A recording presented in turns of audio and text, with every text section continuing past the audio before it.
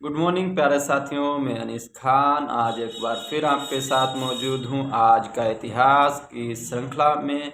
और आज हमारी चर्चा का विषय है काका साहब कालेलकर।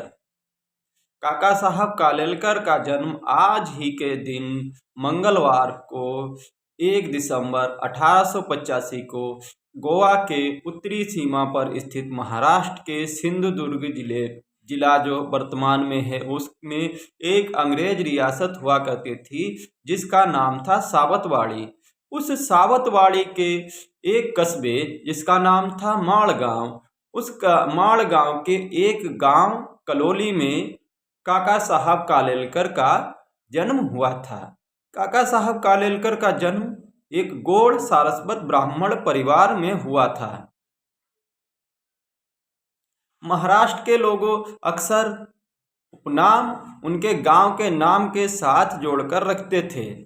इसी प्रकार काका साहब कालेलकर कलोली गांव में जन्मे थे, इसीलिए उनके नाम के साथ कालेलकर नाम जुड़ गया था।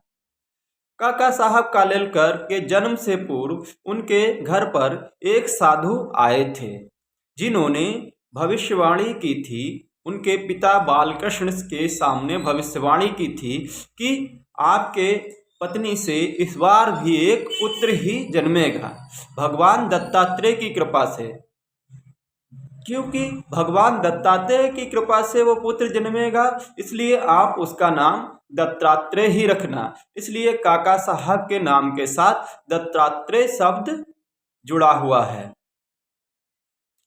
जब काका साहब कालेलकर महज 17 साल की आयु के थे और अंग्रेजी की कक्षा 6 में पढ़ रहे थे तभी उनका विवाह कर दिया गया था।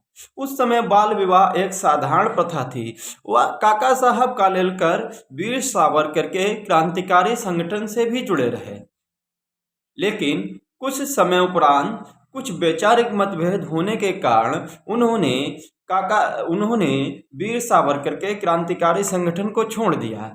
काका साहब ने नाना नागेशराव गुणाजी के साथ मिलकर नव वेदांती समाज नामक एक संस्था भी कायम की थी। उन्होंने वेदांती गुरु स्वामी राम तीर्थ से प्रभावित होकर उनकी पुस्तकों का अध्ययन किया। इसमें उन्होंने और उनके मित्र जिन्होंने नव वेदांती समाज की स्थापना की थी उनके साथ मिलकर नागेशराव गुणाजी, इन दोनों ने स्वामी राम तीर्थ की पुस्तकों का स्वामी राम तीर्थ के आख्यानों और लेखों का 2 संग्रह तैयार किया और उन्हें प्रकाशित भी किया। काका साहब ने स्वामी विवेकानंद का युग कार्य विषय पर भाषण देते हुए कहा था, स्वामी विवेकानंद ने अमेरिका में जब बम फोड़ा था, वेदांत का बम फोड़ा था, तब भारतीय जागे थे। काका साहब कालेलकर राष्ट्रमत नामक पत्र में भी कार्य किया था एवं उन्होंने जब उनकी 1915 में महात्मा गांधी से भेंट हुई थी और वह साबरमती आश्रम में भी रहे थे। 1915 में जब उनकी महात्मा गांधी से भेंट हुई उसके बाद उन्होंने अपना पूरा जीवन महात्मा गांधी को समर्पित कर दिया।